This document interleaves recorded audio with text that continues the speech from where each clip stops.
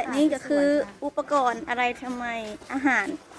ข้าวสารอาหาร มีห แห้ อง ยมีปูมีหอยมีตัวด้วง เตรียมพร้อมทุกคนเตรียมพร้อมที่จะว่าจะเอาไปกินอยู่บ้านสวนเนาะทุกคนเนาะไปตอนนี้ออกเดินทางกันเลยจ้าหลังจากออกเดินทางมาบ่ฮอเท่าใดเนาะทุกคนเนาะก็พากันมาแวะซื้อเครื่องกินเครื่องใช้เครื่องดื่มเนาะตัดภาพมาที่บรรยากาศในรถทุกคนเอ้ยบอกเลยว่าอากาศซำนี้ถือว่าอบอุ่นขนาดเลยเนาะทุกคนเนาะเปิดแอร์10หน่วยก็ยังบ่เย็นความว่าแออัดขนาดทุกคนลูกเต้าเหล่าหลานก็เต็มนั่งอยู่นี่ประมาณ14ชีวิตทุกคน10กว่าชีวิตนะทุกคนเนาะบ่ว่าลูกบ่ว่าหลานไปไสก็อยากไปนำป้าๆแม่ๆนาๆอาๆก็บ่มักเลาะปานใดเนาะทุกคนเนาะและออกรถตั้งแต่บ้านมาหาบ้านพ่อนี่ก็ประมาณ20นาทีทุกคนก็บ่ได้ไกล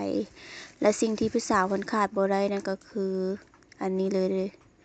อันนี้ก็คือต้องมีตลอดนางมักแฮงว่าซั่นจะเป็นลำยองหรือว่าแนวใดจิตใจมักให้หลังพอแต่มาฮอดเนาะคุณพ่อเพิ่นเห็นมันก็ย่างมารับมาต้อนเอาแต่ว่าสุดท้ายก็เพิ่นก็บ่ได้ถืออิหยังไปทุกคนเอ้ยเพิ่นค่าดีใจว่าลูกมาย่างมาแต่ตู้แล้วก็กลับไปแต่ตู้เพื่อให้ข่อยก็ย้านแต่บ่ได้ปูซาดเนาะบ่ยอมไปนั่งเทิงเพิ่นว่าบรรยากาศบ่ดีขอรับบรรยากาศดีๆแบบนี้อยากรับบรรยากาศดีๆหลายสุดท้ายมาปูซาดถูกแขวนหมดทุกคนเอ้ยลูกหลานจนว่าตุ่มเอื้อยข่อยก็รับจอบไปเนาะพอแต่มาฮอดล้างถ้วยให้คุณพ่อเพิ่นว่าจักปีแล้วบ่ได้ล้างถ้วยพ่อเพิ่นก็ว่าบ่โดนดอกลูกประมาณที่2ที่ก็คือว่าทุกคนเนาะผู้ชายเพิ่นอยู่เนาะก็บ่ฮู้เฮ็ดมีแต่กินแล้วก็บ่ได้ล้างอีหยังนั่นแหละประมาณนี้เนาะบ่มีเวลามีแต่เวลาไปเลาะกินเหล้ากินเบียร์ว่าซั่นและหลังจากนั้นข่อยก็พาทุกคนมาชมสวนบรรยากาศ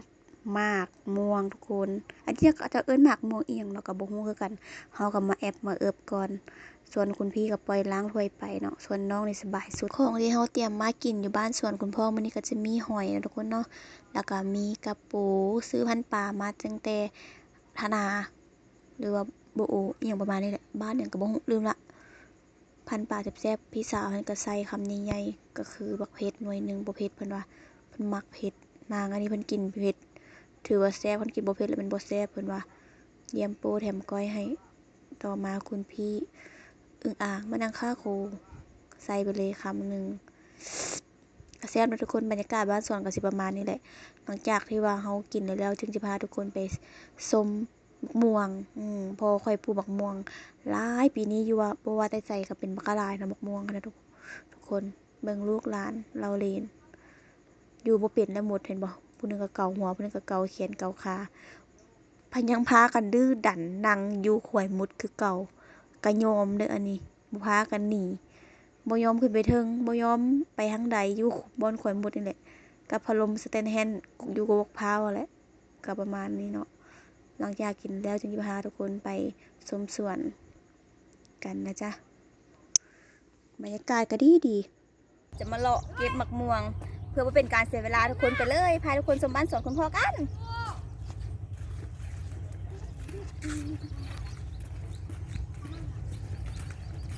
ก็ลูกหนูจะอยู่บ้านทุ่งนาแหละ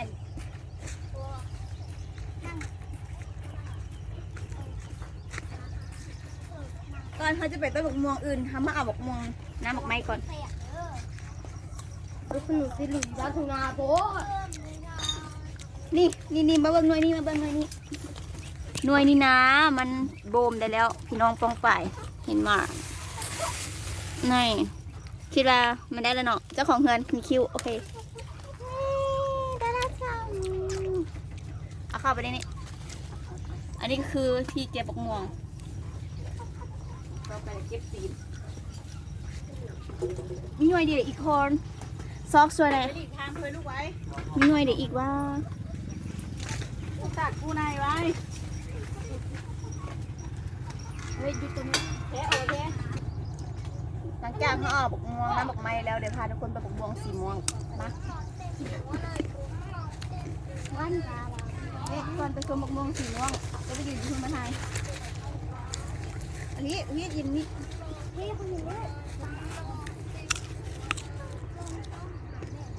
ใกล้ดู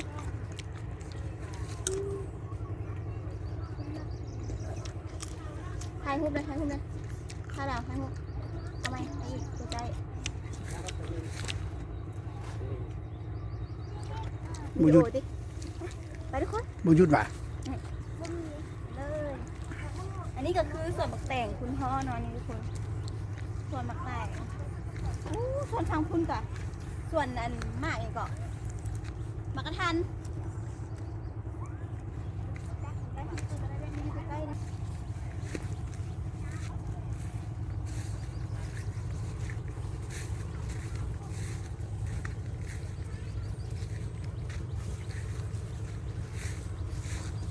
แทนแล้วตอนนี้ก็ฮอตแล้วเนาะมากม่วงสีม่วงมาค่ะมาเบิ่งเลยจ้าพี่น้องพุ่นนาทุกคนมาไทยกับพ่อเนี่ย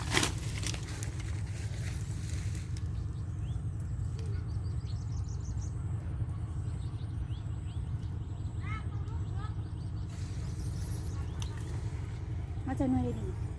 เลือจะคิดว่าหน่วยดี หน่วยใหญ่ครับ เบิ่งมันมีหลายเด้คุณนะมาเบิ่งในนี้เราแกะถุงให้เบิ่งเด้เอาไม่นี่เอาเบิ่งนี่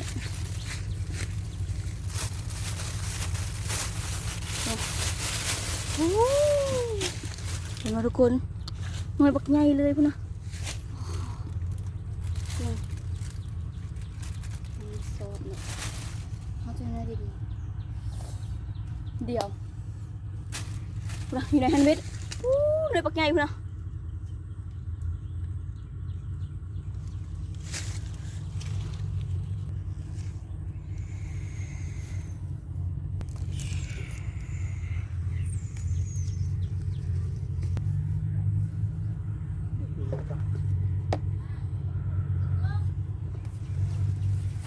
เอาเวทเอาหน่วยนี่แหละเวท เนี่ย ดูดู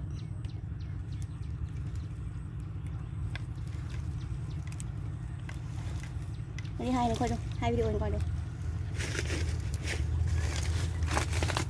เห็นแล้วเวทเห็นปะทุกคนเด็ดเลยเด็ดเลยเด็ดแล้วหนึ่งลูกโอเคจะทุกคนคลิปนี้กับผมยังไงเนาะพี่เขาพาทุกคนมาเอาม่วงส่งคุณพ่อกันมีจะประมาณนี้เดี๋ยวมื้อหน้าเขาจะพาทุกคนมาเก็บปักแตงเนาะตอนนี้ปักแตงยังบ่ใหญ่เถื่อโอเคจะสำหรับคลิปนี้เขาขอตัวลาไปก่อนนะทุกคนนะพบกันใหม่คลิปหน้าจ้าบ๊ายบาย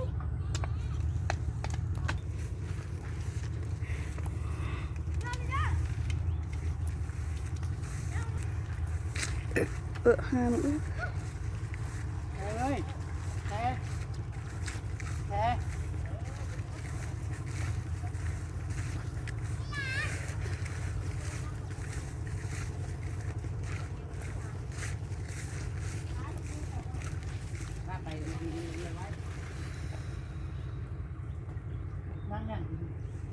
อีตูนมันหน่วยนี้เอามันซะทุกคน